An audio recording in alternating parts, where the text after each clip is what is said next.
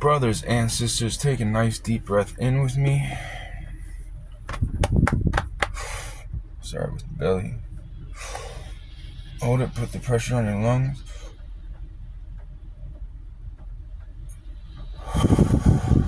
And release all that negative energy.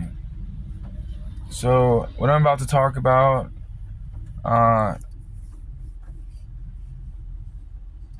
brings me anxiety. It has gave me PTSD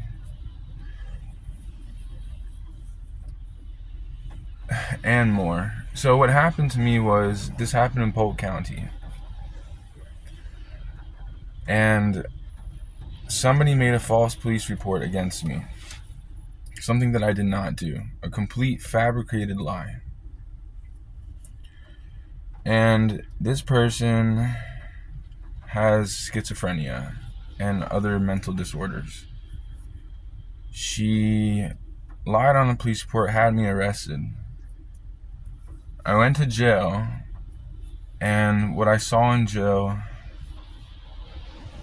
was horrific. They had a cell that was very small with 6 people in it, and I was one of the 6 people with one toilet. Not you didn't get a shower. You couldn't brush your teeth. And you're in there for, picture this, you're in this cell with 5 other people that haven't showered for, and this brings back really terrible memories. This has taken a real toll on my life. Again, I'm going to state this for the record. This happened in Polk County. Those people are evil up there, okay? And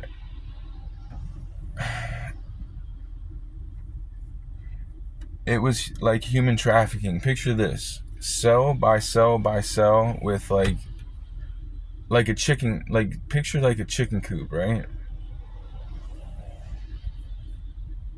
It was like that. It was me and 5 other people in this single cell. We didn't take any showers, and dude, it was so horrific.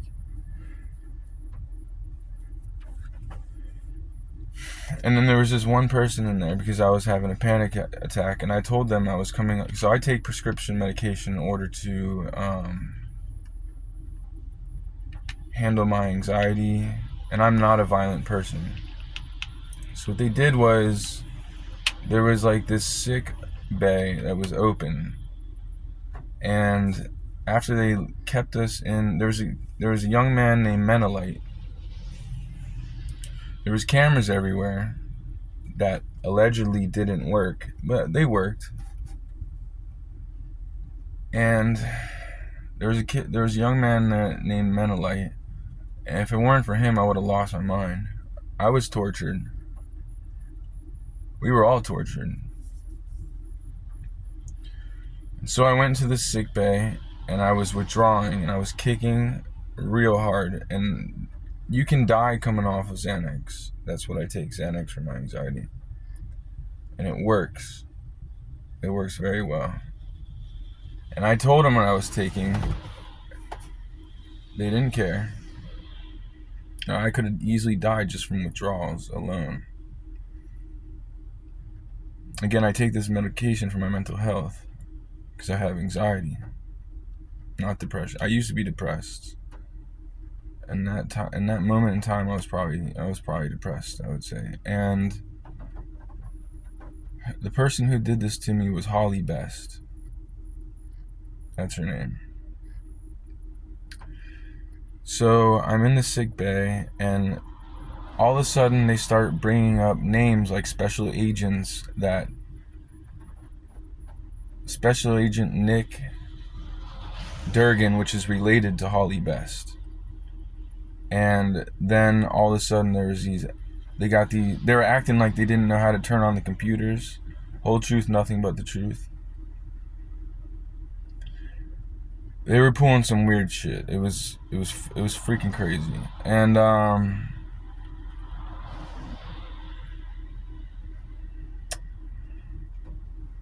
I called him out. I said, "Look, what you're doing is wrong. This is human trafficking. What you're doing is human trafficking." And so they didn't like that. They threw me on the ground, put me in cuffs, and put me into a cell by myself, which I had never, I had never been in a cell by myself or anything like that. I've never really been to jail. And so I'm in solitary confinement, which is inhumane. It's cruel, and it's unusual, and it's medieval. So, as my act, as when I become president, my first act will be criminal reform, not Department of Justice. People need to learn how to integrate back into society. But back to my story. So I started freaking out, and the inmates, they had my back, and they seemed to be really good people. And so I'm donkey kicking this door. I almost kicked a steel door down. This is the honest truth. I was very close to kicking it down. I was scared for my life, and I was withdrawing. There's a name by the man, Officer Hensley, who worked at Guantanamo Bay. So he comes into my cell, picks a fight, pepper sprays me, and then next thing you know, I'm on the ground with so much weight on top of me that I couldn't breathe. I'm lucky to be here to even be talking about this. And the reason why I'm speaking about this right now is because I don't want this to happen to anybody. I wouldn't wish this on my worst enemy. I was tortured. There's so much weight on me that I could literally see my ribs compressing. They put so much weight on me. I'm surprised that my ribs didn't give out and crack. And I was just barely able to breathe. And this went on. I can name every person that was involved. Hensley, Shane 1, Shane 2, a woman named Kim. Now, let me go further into the story. Prior to this happening, a woman comes in and says, "You're all being arrested." This is a true story. Tells all 3 guards, and this is Grady Judd and his jail. Nobody even knows what's going on up there. The only people that were watching out for me was special. I'm not going to get into it, but there's a special operation. So let's just say I was undercover, and this is what happened.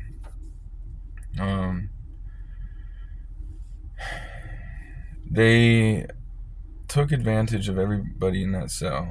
It was so wicked, man. The things that I saw was so disgusting.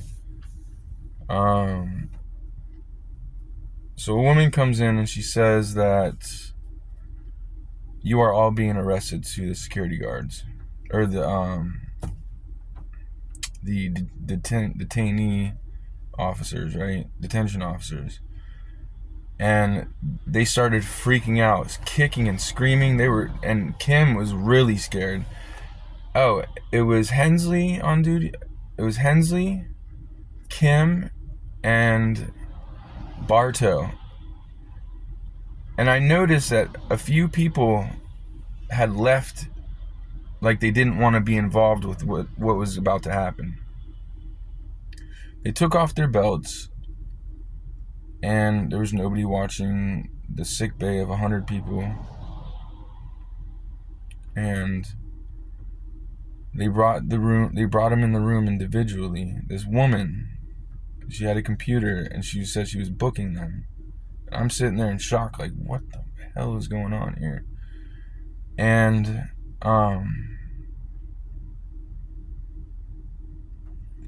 this is a true story, man. And so it hurts so much to talk about it, but I will.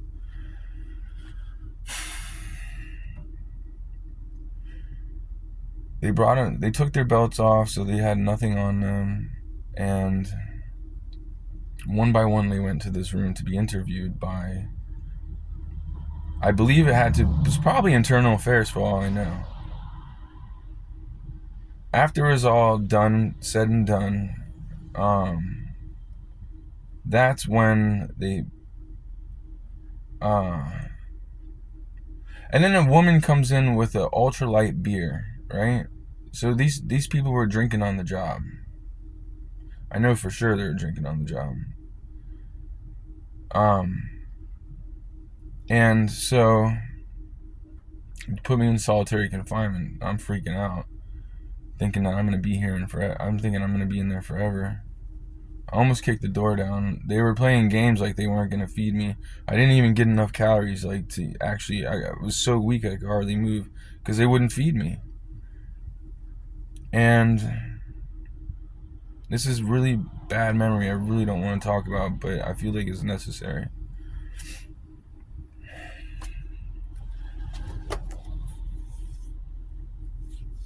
And so I'm in there for about 15 days, and there was this one nurse that came around, and she looked at me in the eyes, and it's like she sent me like a brain message, like saying, "You're gonna be okay. You just need to hold tight." She basically whispered to me while there was a guard next to her. She could not do her job as a nurse. The guard sitting there whispering in her ear, so basically scaring this woman into submission, which she can't do her job in a county jail. So I'm in there, and again, I looked into her eyes and I saw the kindness of her eyes, and there was a camera, and I know the camera works. I can see how I know when cameras work. They have a red spot, right? And I knew these cameras worked. So then a man named Hensley, who allegedly worked at Guantanamo Bay, comes in, and I had a long beard, right? And I looked like somebody straight out of what he would define as a terrorist, right? Ironically, it's like the other way around. They're the terrorists. They terrorize me. And so I was in there for like, from the moment I got there, I was in basically solitary confinement. And then they moved me to a different bay, and the detainee officers, I saw this. There was a Chinese man. I don't remember his name. Oh, an Asian man, and he had tears in his eyes. Like I could see him tearing up with the way they were treating us in there. I should have never been in there in the first place. It was based on a false accusation. So back to my story. They almost cracked my ribs. I couldn't breathe. So I took my last breath, what I thought was my last breath, and I breathed in, and I felt so much weight. And the last thought I had was like, I'm never gonna see my mom again. That was the last thought I had. And I was convinced I was gonna die. I was almost 100% positive that was my last breath. And as I was exhaling, I said, I can't breathe, as loud as I can. And this is in front of like 100 people. It was attempted murder on my life. And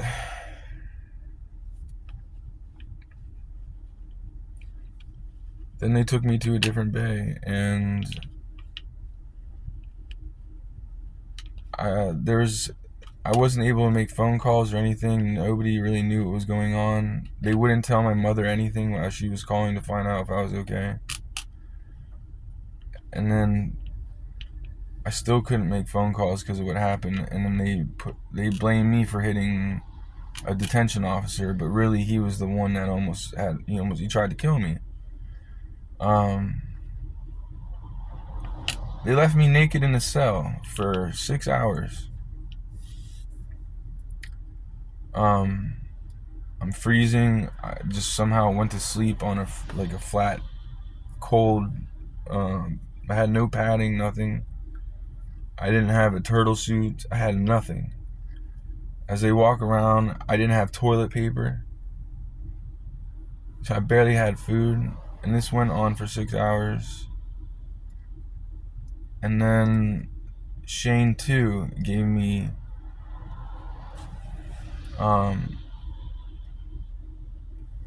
the clothes, like the orange clothes that they give you. And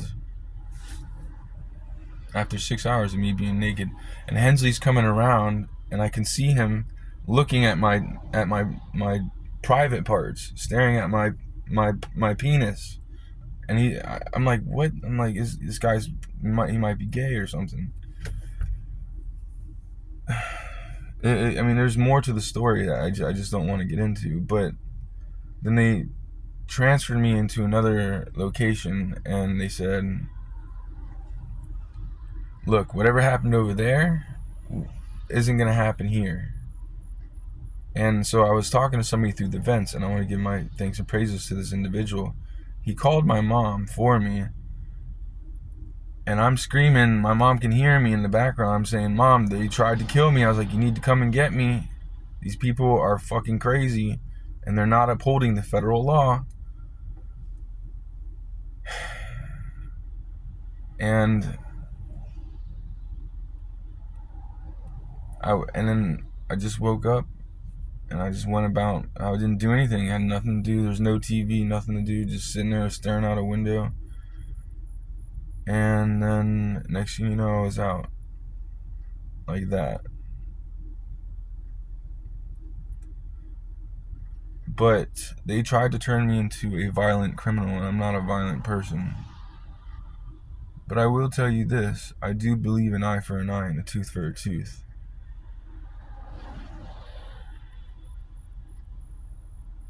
Peace be with you, and also with you.